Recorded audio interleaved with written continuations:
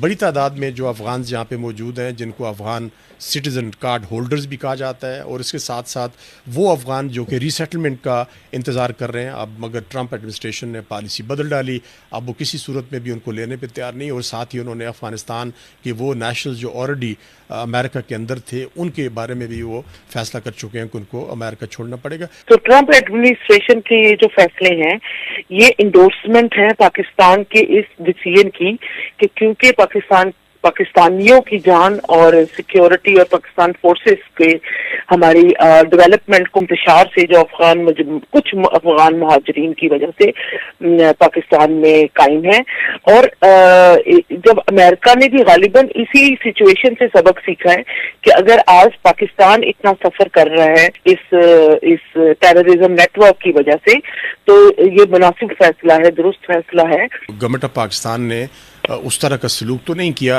جس کے اوپر یہ کہا جائے کہ یہ اچھا سلوک نہیں، جبکہ انٹرنیشنلی اب یہ بالکل فیصلے ہو چکے ہوئے ہیں. تو ابھی بھی پاکستان اس کوشش میں ہے کہ ان کو ایمیکیبلی اور with owner, with respect and with dignity اپنے ملک کو واپس بھیجا جائے. ڈپلومیٹک ایفرٹس بے سود ثابت ہوئی تو اس کے بعد پاکستان نے یہ ایکشن لیا، اور ابھی ہم 40 سال کی بات کر رہے ہیں.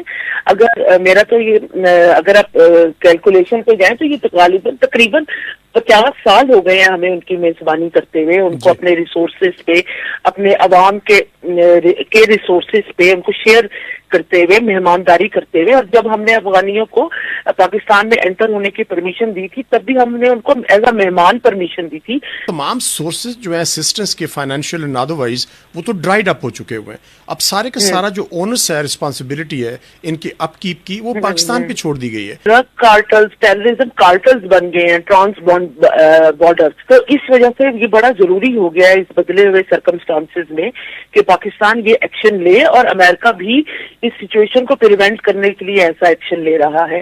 اور اگر ہم بین الاقوامی امداد کی بات کر رہے ہیں، اگر ہم اس سے قطع نظر جو پاکستان نے خود پاکستانیوں نے اپنی جیب سے، اپنے ٹیکسی سے، اپنے حصے کی ایک روٹی سے جس طرح انہوں نے افغان مہاجرین کی مہمان نوازی کی 50 سال، اس پہ تو افغان حکومت کو ہمارا شکر گزار ہونا چاہیے. پاکستان میں جو افغانز انتظار میں تھے کہ ان کی تھرڈ کنٹریز میں ان کی ری سیٹلمنٹ ہوگی، especially in the U S A. Afghan refugees کی ہماری پرابلم ہے، یہ تو یو نو اٹ کے کمپیئر کیا جاتا ہے کہ ہم نے کیسے ان کو ہینڈل کیا اور ایران نے کیسے ان کو ہینڈل کیا. ہم نے ان کو میں بھی اس وقت ظاہر ہے جو ہماری لیڈرشپ کے جو ڈیزائنس تھے یا جو پلانس تھے کہ جی ہم ادھر ایک فیڈریشن بنائیں گے، دوز کائنڈ آف تھنگ، تو ہم نے ان کو سوسائٹی میں فری وہ دی کہ جی they can go to any place, they can work at any place. بالکل ٹھیک. انٹرسٹنگ کامنٹس تھے کل آرمی چیف کے جب وہ بات کر رہے تھے اوورسیز پاکستانیز کنونشن میں، تو انہوں نے کہا یہ بہت ریگریٹیبل ہے کہ ان کی پہلی کی اسٹیٹمنٹ تھی کہ جس میں انہوں نے سافٹ اسٹیٹ اور ہارڈ اسٹیٹ کی بات کی تھی،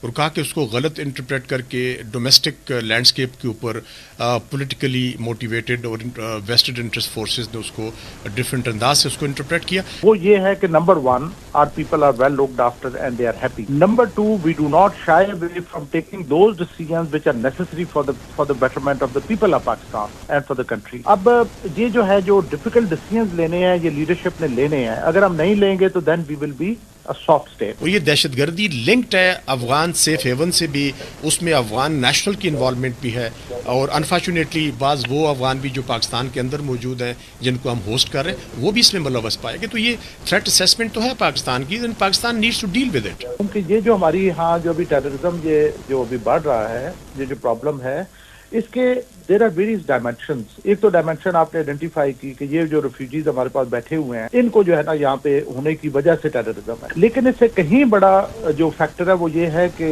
وی have estranged relation with Afghanistan government.